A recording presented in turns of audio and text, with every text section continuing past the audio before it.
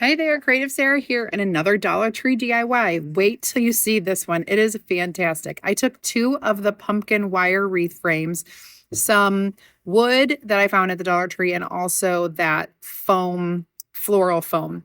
I zip tied those together at the bottom and then I stapled it onto the piece of wood. I ended up gluing 2 extra pieces of wood and making it 3 pieces of wood for that base.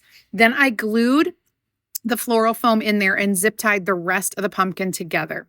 Then I started wrapping the top with jute. I just wrapped around the stem and about halfway down both of the sides with the thicker jute.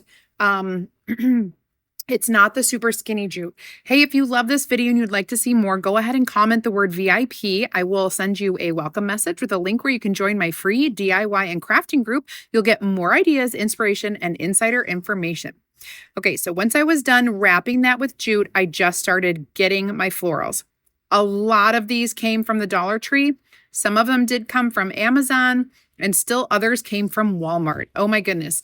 You can see the full video of me creating this inside my group. So go ahead and comment VIP if you want to get in there. This turned out amazing. I hope you love it. Thank you so much for watching. Make sure you like and follow for more decor.